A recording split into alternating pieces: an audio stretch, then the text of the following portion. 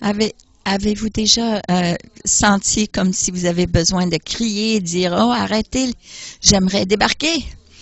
Vous savez, on a déjà eu cela, tous ressenti cela, mais vous savez, on ne peut pas faire ça parce que la gravité nous garde ici.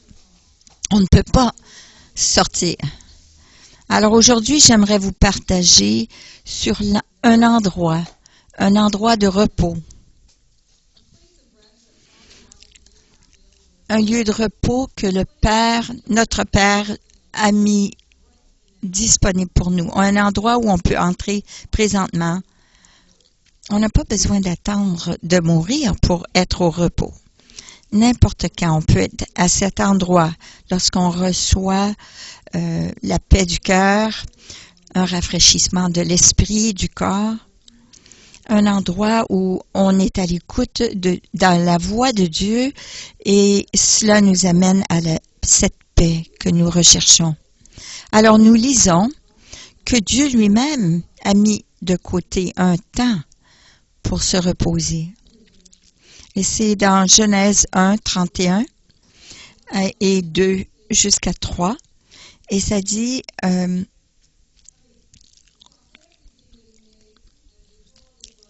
Et Dieu a vu que tout ce qu'il avait fait, il l'avait bien fait. C'était très bien fait. Et au 7e jour, il a arrêté son travail et il s'est reposé. Et Dieu a béni le 7e jour. Il l'a sanctifié parce que dans ce jour, il s'est reposé de toute son œuvre que Dieu avait créée et avait fait. Alors Dieu avait placé un repos même en lui-même. Il l'a sanctifié, il l'a mis de côté de cette création. Pourquoi est-ce qu'il a fait cela? Parce qu'il a vu et il savait que tout ce qu'il avait fait était très bon. C'était parfait. Il n'y avait aucun besoin de changer quoi que ce soit. C'était fait. À partir du début jusqu'à la fin, c'était fait. Alors il s'est reposé dans sa bonté parfaite et il l'a aimé.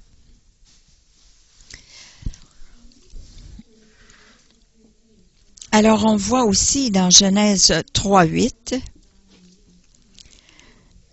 comment la présence de Dieu est venue en communion avec Adam et Ève, mais au frais du jour.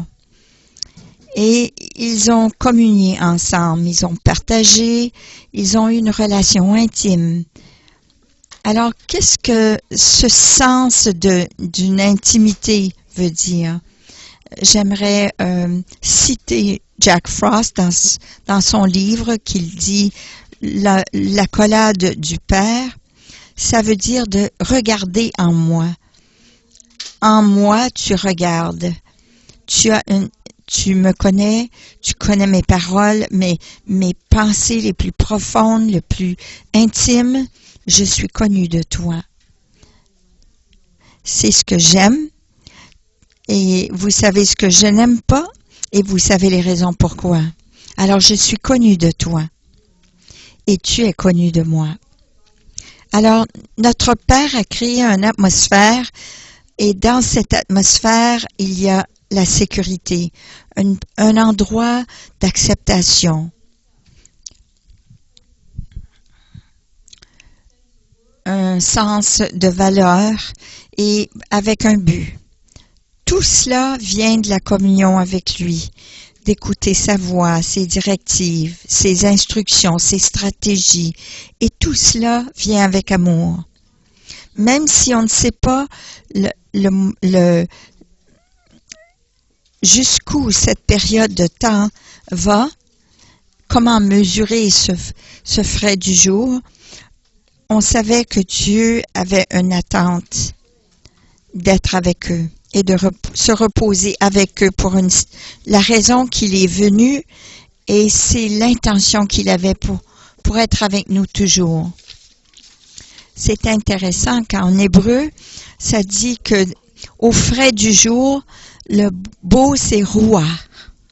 Roi. Le roi de Dieu. C'est comme le vent. Ça ressemble à un souffle, le roi de Dieu, le souffle de Dieu. Alors ils entendaient sa voix durant le jour, et lorsqu'il entra dans le jardin, il leur a fait sentir sa présence à la fraîcheur du jour. Je trouve ça intéressant. Mais comme le monde tourne, le péché entre et la mort spirituelle arrive. Il n'y a plus de connexion avec Dieu. Le péché est en voie d'arriver. Mais Dieu, son amour nous pousse à désirer son peuple, et cela est plus fort que la mort. Il continue de nous attirer à lui-même, car il a fait le chemin. Il a tracé ce chemin. Il nous a toujours guidés, mais sur son chemin. Et ce chemin nous ramène à l'intimité avec lui. Vous allez voir qu'au travers l'Ancien Testament, Noé, Abraham, Moïse, David, tous les prophètes ont parlé du son de l'amour de Dieu. Le Père nous a toujours appelés sa création bien-aimée. Même là, dans cette place, cet endroit de sécurité avec lui. C'est intéressant de noter que le nom Noé veut dire une place de repos. Là où sa famille et lui étaient en repos, dans les soins de Dieu, dans cet arc durant le fleuve, ce déluge. Je ne peux pas m'imaginer comment c'était d'entendre les cris des gens qui n'ont pas entendu la voix de Dieu, qui se sont détournés à cause de leurs péchés. Mais là, maintenant, ils entendent avec force cette tempête violente et les vagues qui frappaient contre l'arche. Juste cela a dû être étourdissant. Mais cet endroit de repos, par la main de Dieu, dans cette sûreté, cette sécurité, dans le rocher de cette montagne. Et comme le monde continue de tourner, notre Père, son amour, désire une relation avec sa création. Il veut établir encore une fois un tabernacle, un endroit où demeurer. Et au début, c'était l'arche de Noé, l'arche de l'Alliance qui reposait. Cet endroit où Dieu reposait, et il parlait aussi avec son peuple. Et la communion, encore une fois, serait allumée. Mais cette fois-ci avec une création qui était déchue. Et le sang des animaux sacrifiés était requis. Mais ça, c'était un nombre des choses à venir. Précurseur. C'est un signe précurseur de cette place de repos, sans mur et sans sacrifice. Alors même les maisons de Dieu, les tentes, les temples et les églises ne sont pas faits pour être un endroit de repos. Mais Dieu dit, le ciel est mon trône et la terre est mon marchepied. Quelle maison allez-vous me bâtir, dit l'Éternel, ou quel sera mon endroit de repos? Dans Actes 7, 49. Mais dans le dictionnaire grec de Strong, ça dit ceci. Katapausis, c'est le mot grec pour repos, qui veut dire de mettre au repos, d'être tranquille, de causer d'être reposé et d'amener près d'un endroit de repos, d'être tranquille, restreint. Cet endroit ultime de repos est au travers du sang rédemptif du Fils Jésus-Christ, là où le Père Dieu veut ses enfants demeurent là. Et encore une fois, c'est disponible à tous ceux qui entrent dans sa présence. Ne savez-vous pas que vous êtes le temple de Dieu et que l'Esprit de Dieu demeure en vous? 1 Corinthiens 3,16. Jésus a dit, si quelqu'un m'aime, il gardera ma parole. Et mon Père l'aimera et nous viendrons et nous ferons notre maison avec lui. Jean 14, 23. Et dans une autre version, ça dit ceci. C'est une place de résidence, une place de repos, une habitation.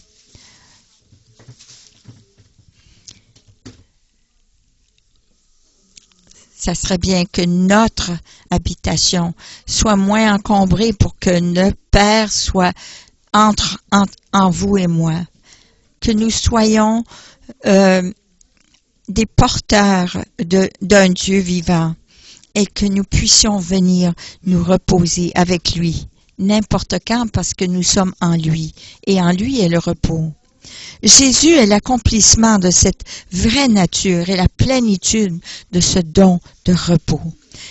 Car à travers de lui, nous pouvons venir encore une fois à cet endroit dans le jardin de sécurité, avec un but, une destinée, d'un esprit tranquille et d'un abri pour ceux qui sont en lui et lui en nous. 1 Jean 4, 13 dit, par ceci nous savons que nous demeurons en lui et qu'il est en nous, parce que nous lui avons et il nous a donné de son esprit. Alors nous pouvons choisir d'entrer n'importe quand. Mais vous savez, pour quelle que soit la raison, nous restons au milieu de la tempête, là où il y a des vagues d'attitudes égoïstes.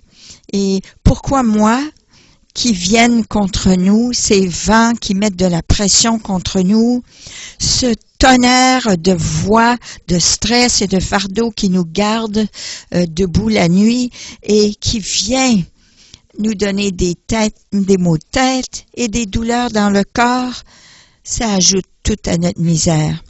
Mais vous savez, on dit toujours, on est correct, on va passer au travers, et encore une fois, parce que on dit, c'est mon bateau dans la vie, c'est ça la vie, il va falloir que je m'accroche et espérer que mon bateau ne coulera pas. Ça me rappelle d'une histoire. Des disciples de Jésus qui étaient dans le bateau en plein milieu de la mer de Galilée. Et là, il y a eu une tempête. Il faut garder en tête que ces hommes étaient des professionnels, des pêcheurs professionnels qui connaissaient la mer et qui avaient déjà vécu des tempêtes dans le passé.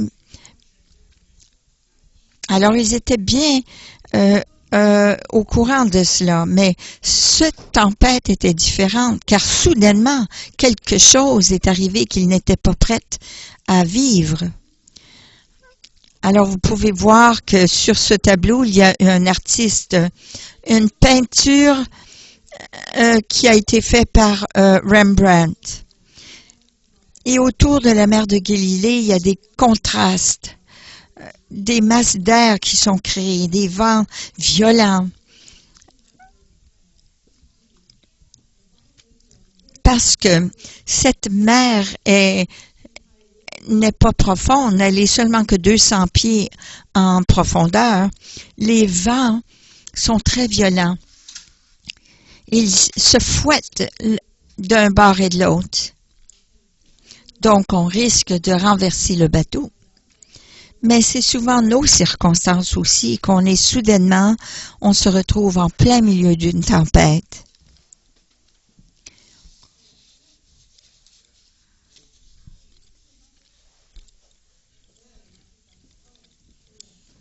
Alors, ça dit dans Matthieu 8, 23 à 27, maintenant, lorsqu'il s'est rentré et il est entré dans le bateau, les disciples l'ont suivi. Et soudainement, une tempête s'est levée sur la mer et le bateau était couvert de vagues.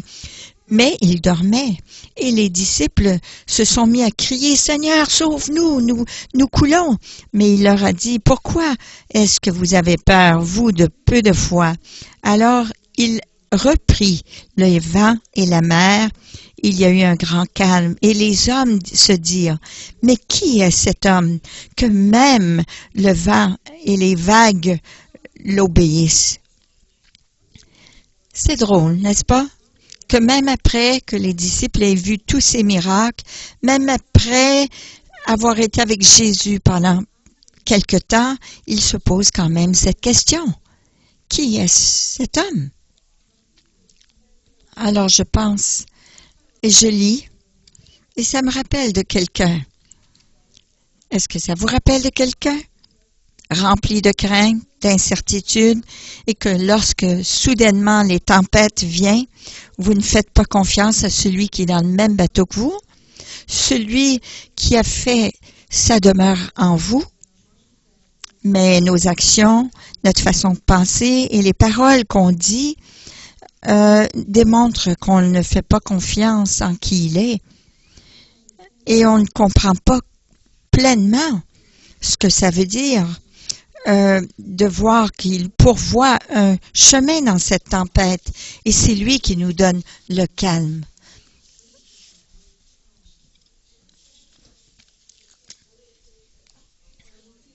Alors on voit dans ce verset que Jésus se repose. Même dans cette histoire, il dort. Dans une des versions, ça nous dit que sa tête était reposée sur un oreiller.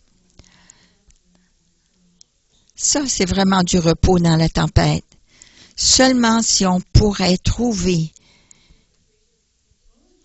et être en repos, nous aussi, au milieu de la tempête.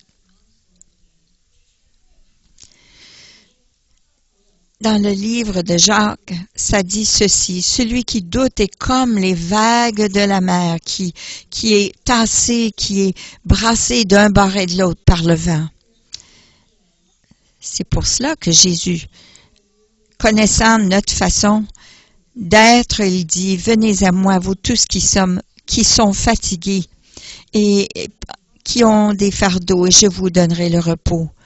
Prenez sur moi mon joug, car mon joug est doux et mon fardeau est léger. » Matthieu 11, 28 à 30.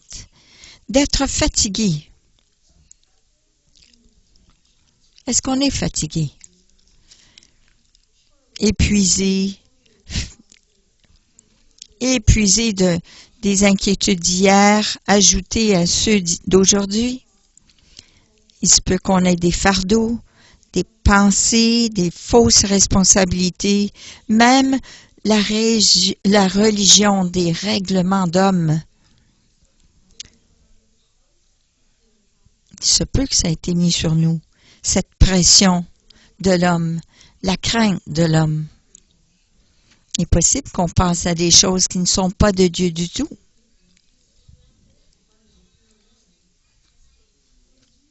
Mais Jésus a dit que son mandat, son joug, son fardeau est léger lorsque nous sommes avec lui.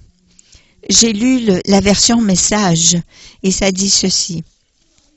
Êtes-vous fatigué, épuisé, brûlé par la religion? Eh bien, venez à moi. Sortez de là. Venez avec moi, vous allez recouvrir votre vie. Je vais vous montrer comment vraiment vous reposer. Marchez avec moi, travaillez avec moi et regardez ce que je fais. Apprenez le rythme de la grâce. Je ne mettrai rien de pesant sur vous ou quelque chose qui ne vous fait pas, mais gardez-moi compagnie et je vous apprendrai à vivre légèrement et librement. J'aime ça, moi, m'en aller pour quelque temps, des petites vacances, d'aller sur une plage ou à un endroit où je peux m'échapper de tout le travail de tous les jours, les fardeaux, c'est bon, ces vacances. Des vacances comme cela ont une valeur. Ils raniment des relations, ça change la scène, le mal de place, le chaud, la chaleur et le son des vagues, cette petite brise. On n'a pas du tout d'inquiétude car on a tout laissé en arrière. Mais le problème, c'est quand on revient, on reprend ces inquiétudes. Pourquoi? Nous trouvons tout cela comme si notre énergie, c'est toujours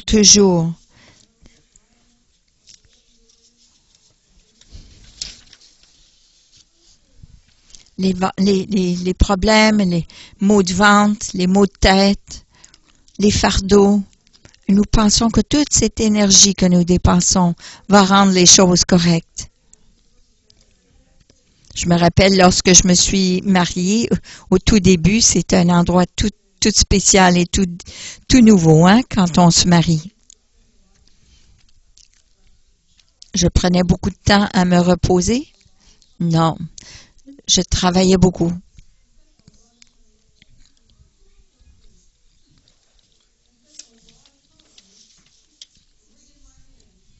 Je me serrais les mains.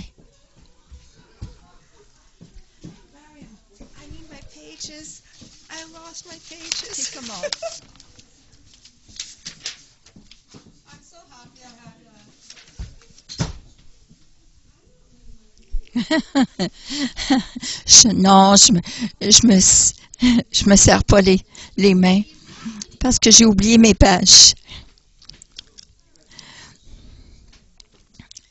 Merci d'être mes amis et de comprendre. Alors, je disais que lorsque je me suis mariée, c'était nouveau. C'est ce que je vous disais.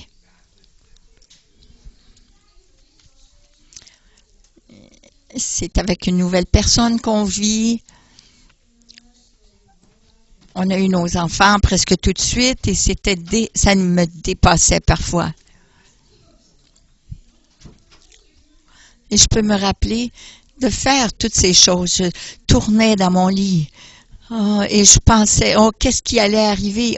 Qu'est-ce qui va arriver si ceci ou cela arrive? Au lieu de me reposer et de dire, je sais que Dieu est bon et que Dieu va s'en occuper. Parce qu'il a déjà pris soin de moi auparavant. Alors, il va continuer de prendre soin de moi parce que c'est le genre de Dieu qu'on a. Et j'ai dû réaliser que Jésus n'est pas celui qui nous donne ces fardeaux pesants qu'on supporte pour les autres. Mais c'est qui les répare? C'est qui les prend? C'est nous qui les prenons, non? Ces fardeaux? Jésus n'est pas celui qui met de la pression sur nous à faire des choses ou de prendre responsabilité que lui-même nous a jamais demandé de prendre. C'est nous qui nous imposons ces fardeaux.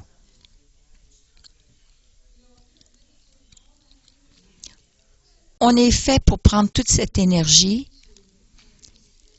et la mettre dans notre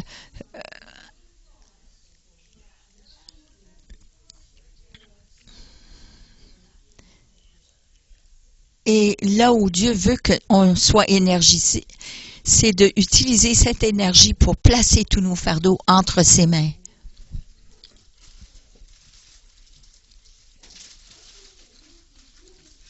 De faire confiance à Dieu, qu'on va passer au travers la tempête. Et vous savez que dans l'œil de la tempête, il y a la paix. C'est très tranquille à cet endroit.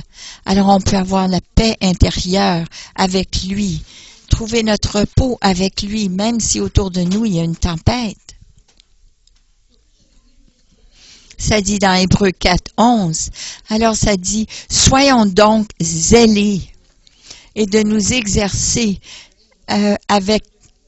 d'entrer dans le repos de Dieu pour le connaître, afin de le connaître et l'expérimenter. Imaginez-vous, on doit vraiment faire tous nos efforts, toute notre énergie qu'on mettait sur le problème, mais on doit l'amener à la solution, qui est Jésus. Prendre notre force et de focusser sur lui et d'entrer dans le repos. Parce que lui, il a les réponses. Jésus veut nous montrer le vrai repos. Un qu'il veut qu'on entre n'importe quand. On n'a pas besoin d'attendre que les vols soient les moins chers ou les meilleurs hôtels. Non, il nous demande de venir avec lui, de marcher avec lui. Et de marcher avec lui, ça veut dire d'être d'accord avec lui, de communier avec lui, d'utiliser nos sens spirituels pour être à l'écoute et de regarder, d'apprendre et de faire ce qu'il fait. Car il a les directives, il a les instructions, il a les stratégies que nous avons besoin pour tous les problèmes que nous allons faire face. Alors en retour, mais au lieu de cela, on fuit les réponses. Quand on devrait aller vers la paix, vers lui pour avoir les réponses. Et non seulement pour nous-mêmes, mais pour les autres aussi. Et le désir de Dieu, c'est qu'on demeure en lui, qu'on maintienne une relation avec lui, de se reposer en lui, dans son amour, dans la demeure de Dieu. Vous savez, il y a des croyances malsaines qui nous empêchent d'entrer dans le repos de Dieu. Ça se peut que ça soit la honte, que ça soit la peur. Peut-être c'est la peur de ce qu'il va penser de nous. Ou peut-être qu'on a du péché qui n'a pas été confessé. Mais je crois que s'il est Dieu, il sait déjà. Il est déjà au courant.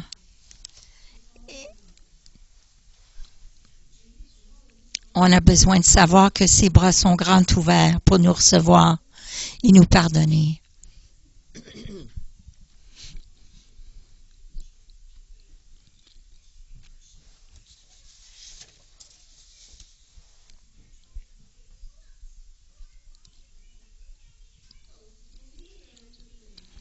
Alors ça dit que les croyants peuvent entrer, nous qui avons cru. Est-ce que vous êtes croyants ici? Il y a des croyants? Amen. Nous qui avons cru et qui avons fait confiance à Dieu, nous entrons dans ce repos. Alors on entre dans ce repos. Nous avons l'habilité d'entrer dans ce repos.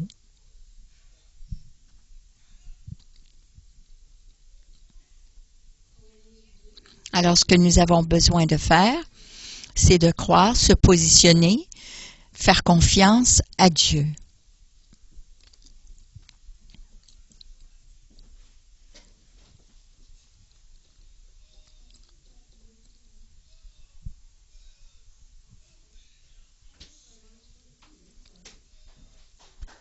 Alors voici ce que je voulais lire.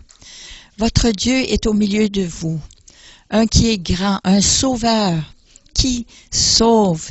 Il se réjouira de vous comme un héros, et il se reposera avec satisfaction, et dans son amour il sera silencieux. Il ne fera pas mention de péché du passé, mais il va se réjouir sur vous et chanter. Ça, c'est quelque chose. Et ça, c'est extraordinaire. Que Dieu nous élève avec un chant. Alors nous sommes satisfaits dans son amour parfait. Il y a de la paix dans son amour parfait pour vous. Il ne demeure pas dans le passé, il ne reconnaît même pas, il ne le mentionne pas que votre péché a déjà existé ou votre passé, parce qu'il l'a jeté dans le fond de la mer, dans le livre de Michée. Imaginez-vous que Dieu se réjouit et il prend grande fierté de vous. Il se glorifie en vous. Il vous élève et il se vante de vous. Pas à cause de ce qu'on a fait, vous et moi, mais à cause de ce que Jésus a fait. Oui. Amen. Alors on croit On commence par croire, on se positionne, on lui fait confiance. Voici Ésaïe 26, ça dit, toi, Dieu, tu le garderas en paix parfaite à celui qui se confie en toi, à celui qui fait confiance. Une autre petite note, c'est la paix shalom.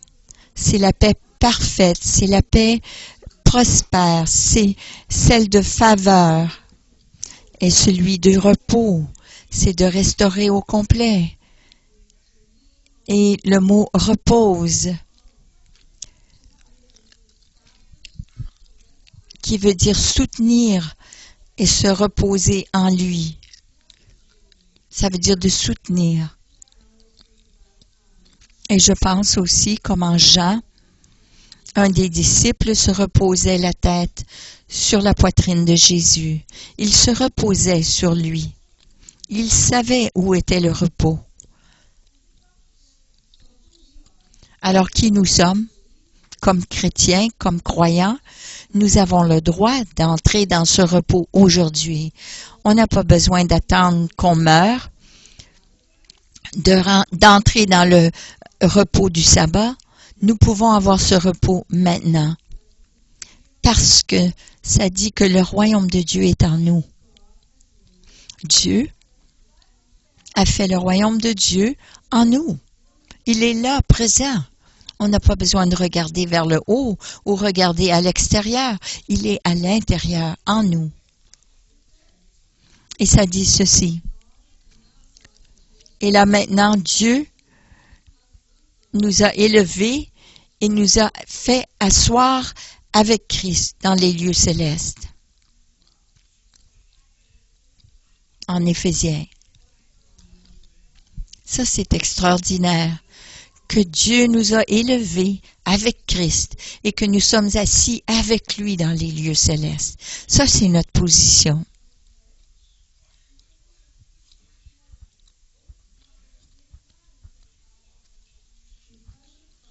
À cause de Christ, notre foi en lui, nous pouvons venir avec audace, avec courage dans la présence de Dieu. Alors cet endroit de repos,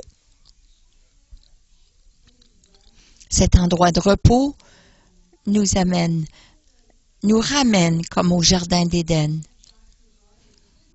Au jardin, mais son jardin, là où il y a rafraîchissement, restauration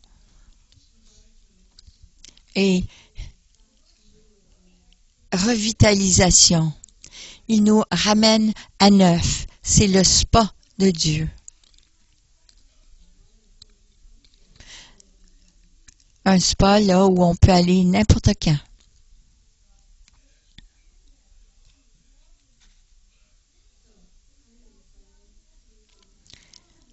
Alors je vais mettre de la musique de spa. C'est une musique de spa, mais qui est inspirée de Dieu, de Joshua Mills.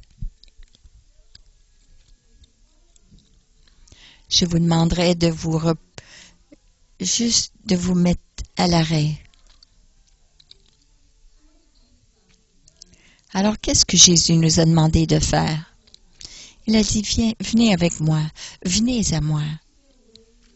Venez, prenez un repos avec moi. Venez marcher avec moi, de travailler avec moi, de regarder et de voir qu'est-ce qu'il fait et de le faire, d'apprendre de lui et de garder cette communion avec lui, régulière. Pas juste une fois, mais de communier avec lui. C'est personnel. Regardez en moi. Intimité. Utilisez tous ces sens spirituels pour regarder, entendre, goûter, sentir, toucher.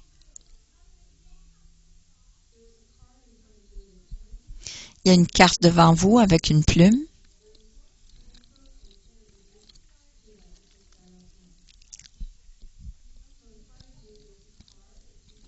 Alors devant vous, il y a une carte avec une plume.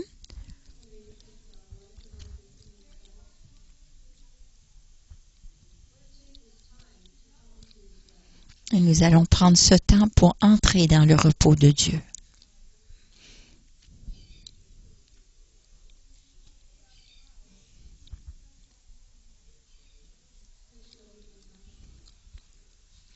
On va attendre que tout le monde ait pris une carte.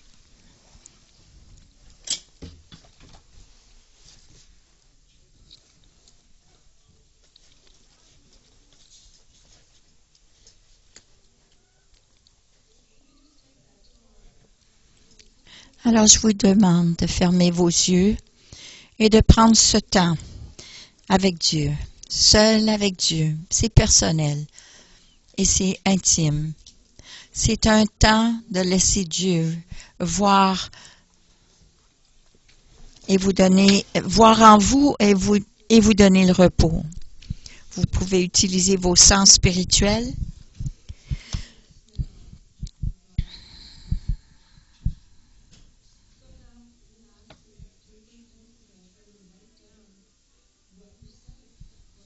Et j'aimerais que vous réécriviez ce que vous ressentez, ce que vous entendez, ce que vous voyez. Écrivez sur ce papier.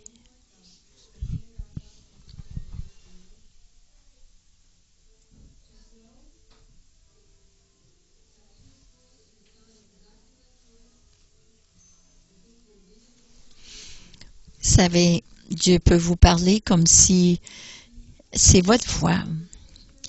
Parfois, vous allez voir une image,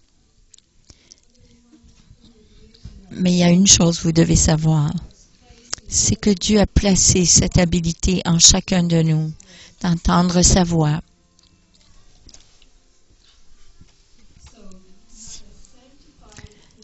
Alors, vous pouvez avoir une imagination sanctifiée.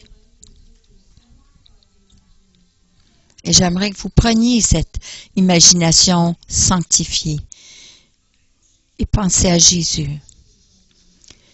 Pensez à lui, qu'il est devant vous avec ses bras ouverts. Et vous regardez dans ses yeux.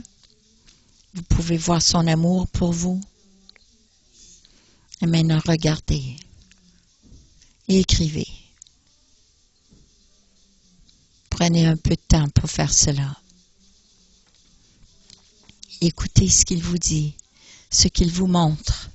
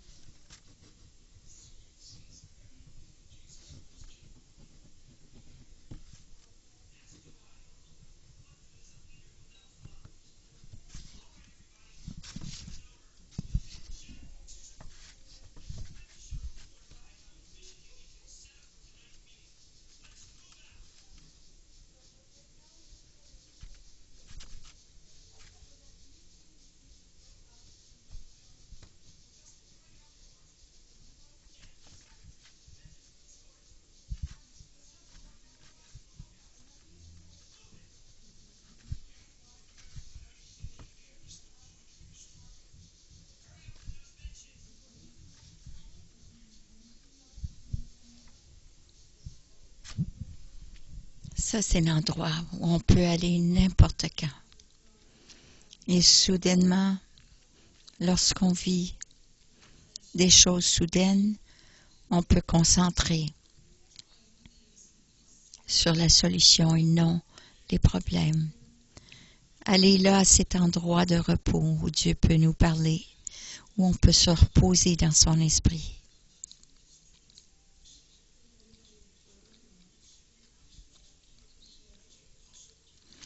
Est-ce qu'il y a quelqu'un qui aimerait partager ce qu'ils ont reçu aujourd'hui?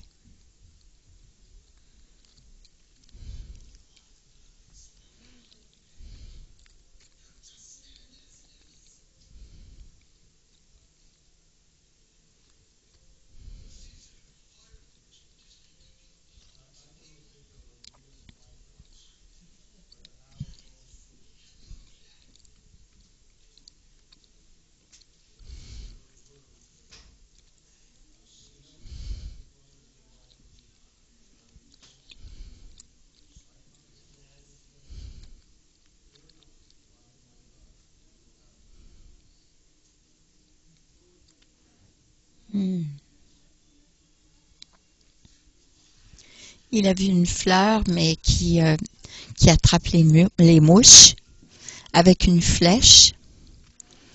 Il a ressenti l'amour du Père et il a entendu le Père lui dire « N'aie pas peur, tu ne seras jamais piégé lorsque tu me fais confiance et tu demeures en moi. Je suis celui qui te protège, je suis ton bouclier et ta protection. »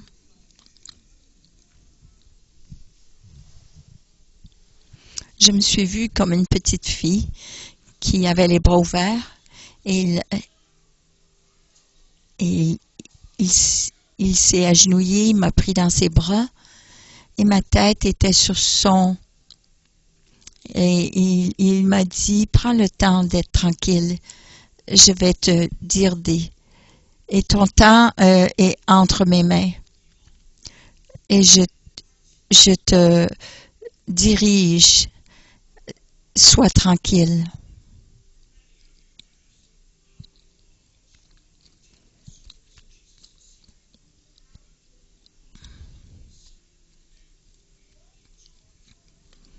De savoir qu'il est dans tout ce que je fais et d'être tranquille, pas si occupé que j'ai pas d'autres pensées et d'autres choses qui me préoccupent.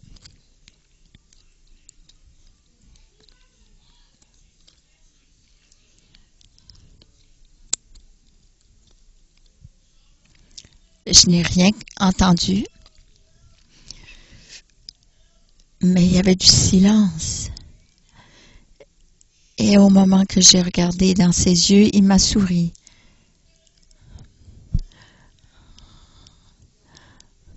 Et je me sens aimée. J'ai vu de l'huile aussi couler.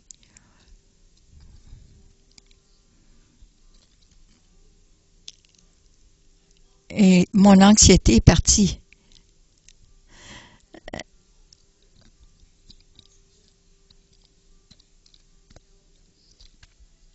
Alors, c'est le meilleur endroit où j'ai été. Vous savez, Dieu nous parle de différentes façons, par des symboles, des photos, des images et des mots. C'est pour ça qu'on a besoin d'être alerte, que nos sens spirituels doivent être alertes.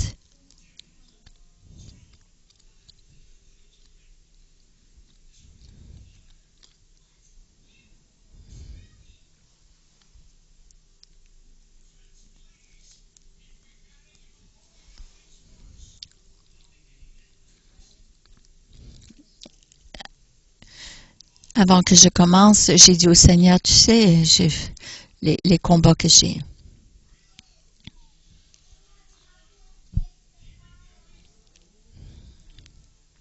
Puis là, j'ai vu une caverne. Il y a une forêt en arrière de la caverne. Et il y avait de l'eau qui coulait. Et je me suis vue. sur le dessus d'une montagne avec quelqu'un. Il était habillé en blanc, une robe blanche. Et lorsque j'ai regardé, j'ai vu des petits enfants qui jouaient dans cette eau. Ils étaient tranquilles, ils jouaient.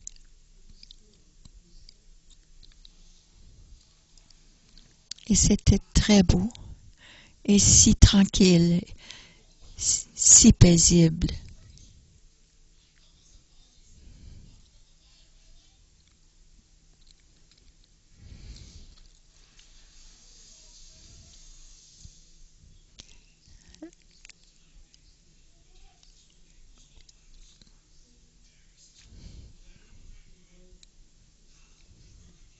C'est facile de dire faire confiance à la parole, mais de le faire et de lui donner nos soucis, c'est autre chose. Mais là, je me suis vue sur le haut de la montagne. Et c'est le Seigneur qui me montrait que là, dans cette vallée, c'est beau. Même si tu combats, tu as des difficultés dans la vie, moi, je vais t'amener sur le haut de la montagne.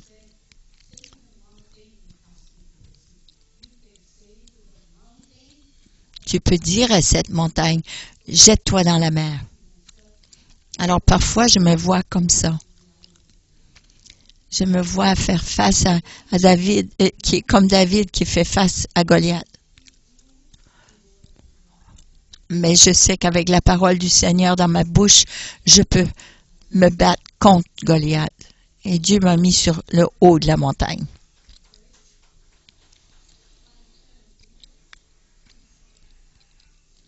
Quelqu'un d'autre?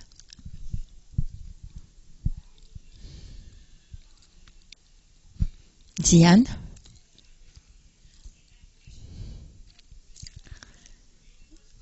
Moi, j'ai entendu le Seigneur dire des paroles sur moi qui me disaient, viens plus près de moi.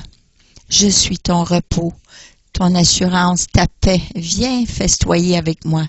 Laisse-moi t'aimer et te réconforter. Et relâche tes craintes et inspire mon souffle et goûte de moi. Je suis un Dieu extravagant, plein d'amour pour toi, mon enfant. Et j'ai senti le Seigneur me mettre dans le lit quand on les couche le soir et puis on les borde. J'ai senti Dieu faire ça. Comme un enfant qui se fait border dans son lit. J'étais remplie d'espérance. C'est un meilleur endroit, n'est-ce pas, d'être au lieu d'être dans la tempête de la vie. Alors, on peut venir à cet endroit n'importe quand. On peut prendre tous ces efforts, toute cette énergie et se tourner vers Dieu et d'être au repos avec lui. Écouter ses paroles, voir qu'est-ce qu'il fait et toucher, ressentir ce qu'il fait et même ressentir l'atmosphère changer. Amen. Alors, prions. Merci, Père Céleste, parce que tu nous as montré ta miséricorde et ta grâce. Tu nous as montré ton amour. Merci pour ce désir.